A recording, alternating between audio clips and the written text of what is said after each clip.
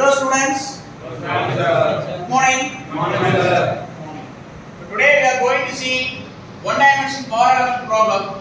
Right? In one-dimensional power element problem, we are going to see a tapered steel plate. So before the previous class, we have seen a rectangular plate. Am I right?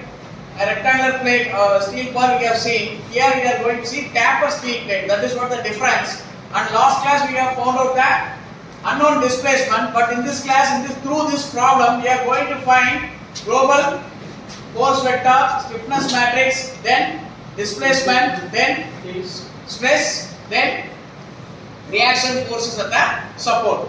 These are the data to be found out. The difference in the last problem and this problem is in the last problem. In the question they have mentioned that neglect self-weight, but in this problem they have asked us to mention that self-weight is to be considered. So this is what the difference in this problem, right? Shall we proceed? Yes, right. So this is what the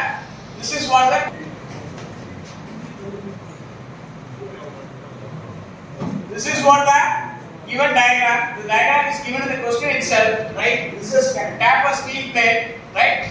And this is the load P acting at the point at the mid of the element structure. Now we are going to model the structure into two finite elements as per the question. So once again I read the question. Consider a steel plate of uniform thickness T is equal to 25 mm. Shown below. The Young's modulus of the plate is 2 into 10 power 5 Newton per millimeter square. Weight density is given.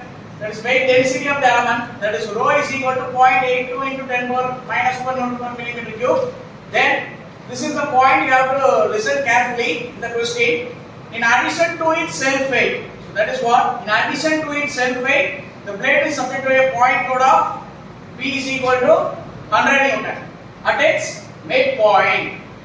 Calculate the following by modeling the plate into two finite elements. So this is also a point where you have to note it down, because you have to model it with considering the self weight as well as you have to model it with two finite elements. Right? Two finite elements. Find global force vector, global stiffness matrix, displacement of the element, stress in each element, and the reaction forces at the support. This is what you have to find. So this is the problem. So first of all, the step number 1 here is you have to model this problem, because tapered steel plate you cannot solve as it is manually. So what you have to do is you have to convert this problem. So listen how I am converting.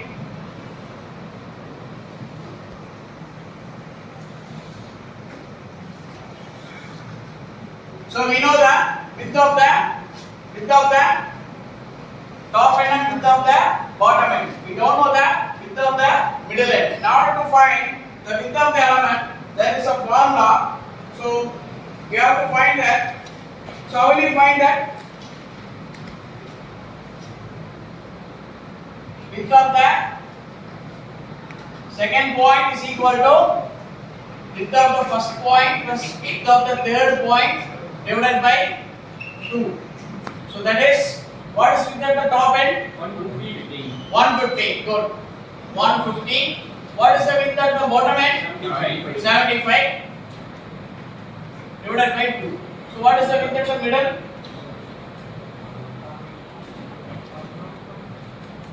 12.2.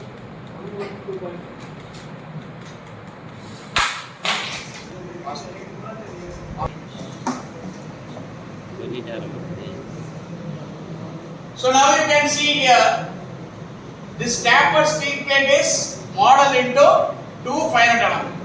So this is element number 1, this one is element number 2.